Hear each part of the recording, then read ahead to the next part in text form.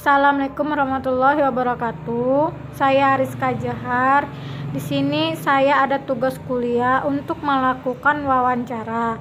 Bolehkah saya minta waktunya Pak sebentar untuk wawancara? Ya, boleh. Terima kasih. Kalau boleh tahu nama Bapak siapa ya? Pak Jamal, Usia Bapak berapa? 45 tahun. Bapak tinggal di mana? Jalan Utama nomor 20 Medan. Apakah Bapak bisa menceritakan sedikit banyaknya permasalahan pada Bapak saat ini kepada saya? Sejak adanya virus corona ini, para pegawai sudah mulai dirumahkan dan diberhentikan. Saya bekerja di PT Mandiri Apa alasan perusahaan ini mem-PHK-kan karyawannya, Pak? karena pengaruh virus corona ini. Perusahaan tidak lagi dapat memproduksi dan penjualan pun tidak seperti dulu lagi. Berapa tanggungan Bapak? 4 orang anak, 1 istri.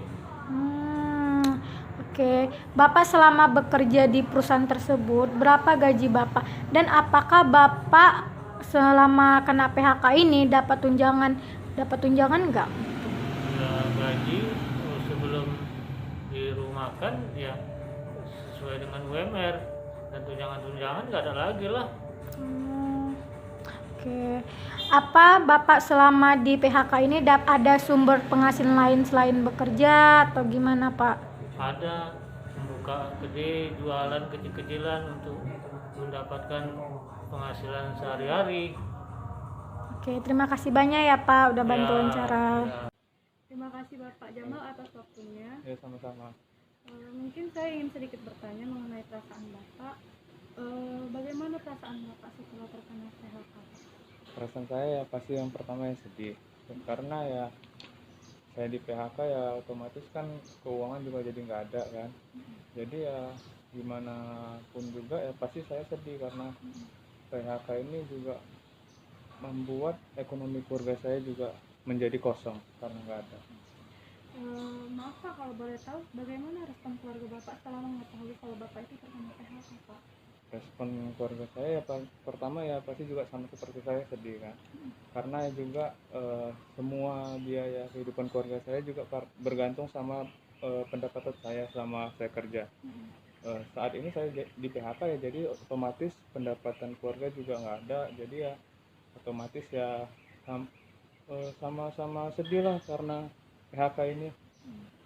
Selanjutnya Pak, baik Bapak, saya selanjutnya ingin bertanya, bagaimana kondisi keluarga Bapak sebelum dan sesudah Bapak terkena PHK ya Pak? Nah, kondisi keluarga saya tadinya sebelumnya yaitu semua terpenuhi, ya pokok dan segala macamnya juga semua terpenuhi karena saya juga memiliki pendapatan. Kemudian dari segi sekolah anak juga yang tadinya ibaratnya bayar uang SPP-nya tepat waktu, jadi sekarang minta keringanan dari sekolah. Jadi apabila sekolah juga mengasih keringanan ya bisa nunggak 1 sampai 2 bulan gitu, karena sesuai dengan kondisi saat ini kan, karena tidak mempunyai pendapatan saat ini.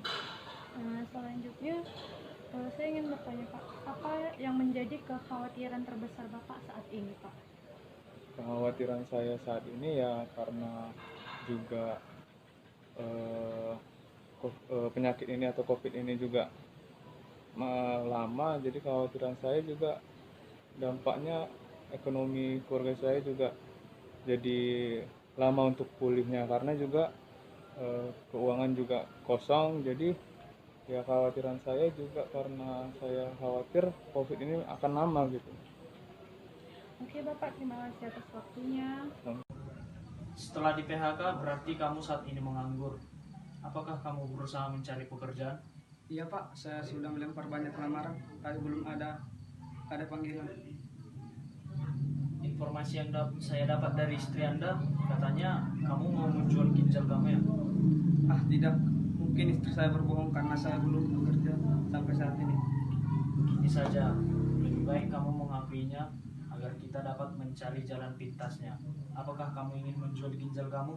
Iya benar Pak. Apa yang Bapak pikirkan saat Bapak memutuskan untuk menjual ginjal Bapak? yang saya pikirkan ya saya dapat uang terus untuk mempertahankan hidup, apalagi istri saya lagi sakit, terus uang sekolah anak saya nunggak beberapa bulan. Emangnya Bapak nggak mikirin ya ke depannya nanti gimana? Tidak, demi menghidupi keluarga saya.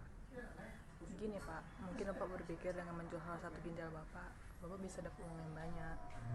Tapi Bapak berpikir ke depan nanti gimana? Kesehatan Bapak akan terganggu, Bapak jadi tidak bisa bekerja, dan ujung-ujungnya uang hasil penjualan ginjal Bapak itu yang untuk berobat Bapak nanti. Oke, Bu. Baik, Bu. Tadi kan Ibu sudah menjelaskan alasan Ibu terpaksa menjual ginjal Ibu.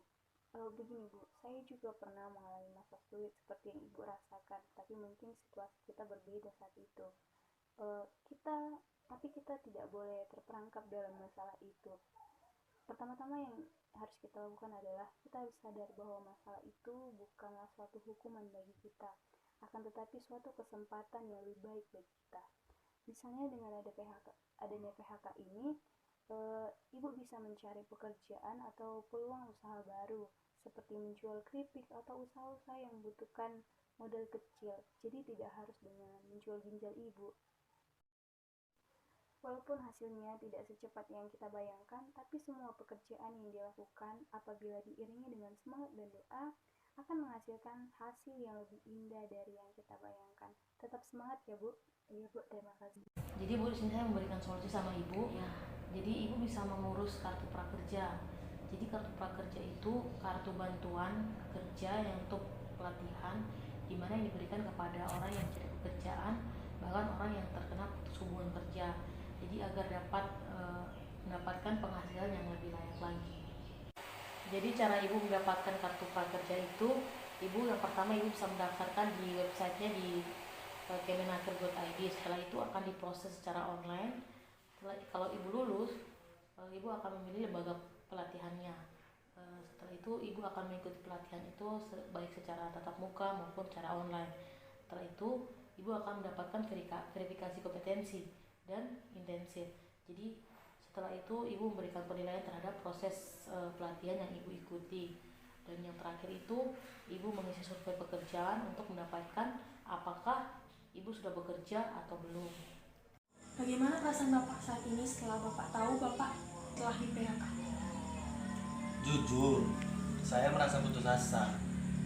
Karena selain saya tuh cemana dibilangnya, saya tuh tulang punggung keluarga. Saya tuh juga punya banyak utang. Pak, apa yang Bapak alami itu normal. Semua manusia itu pernah merasakan namanya putus asa. Jadi Bapak tidak perlu merasa bersalah dengan apa yang telah terjadi pada diri Bapak.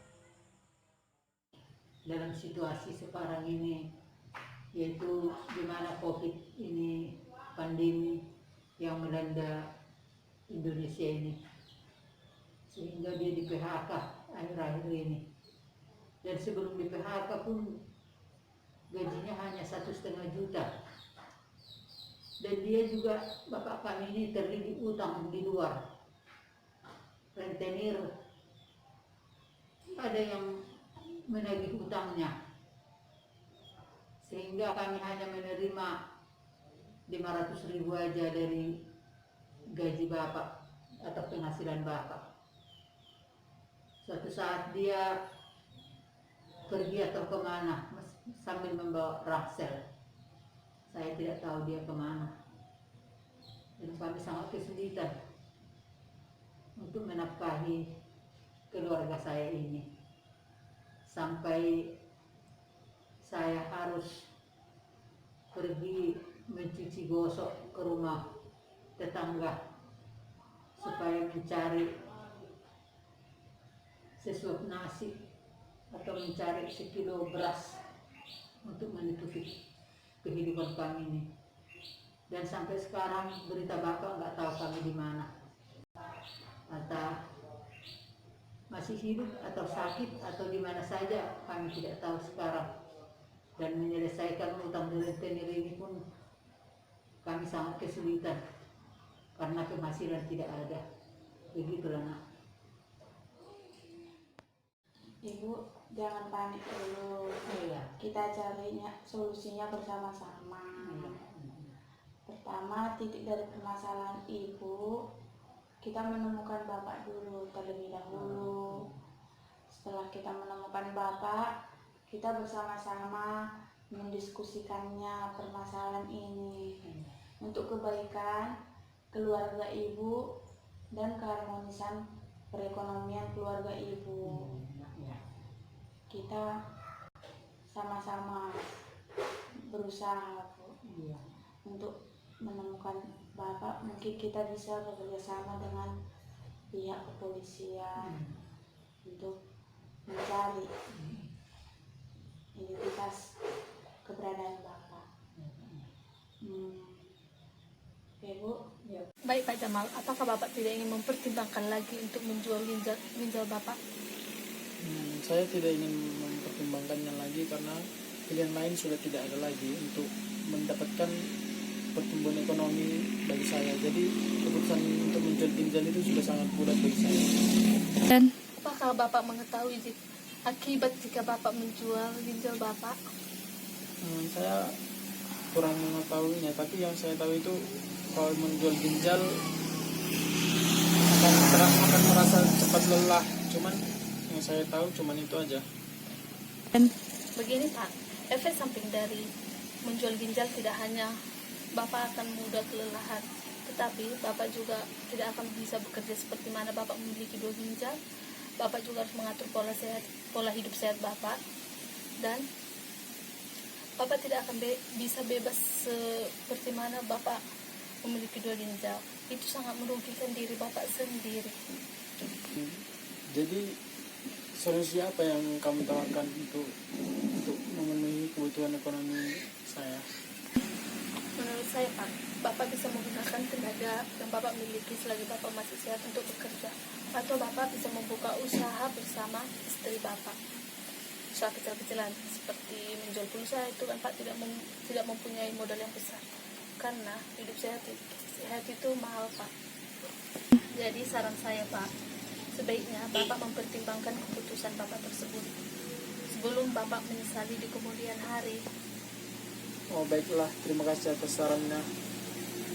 Sama-sama. Jadi Bu, melalui program Kartu Prakerja, Ibu dapat menghasilkan penghasilan yang lebih baik lagi.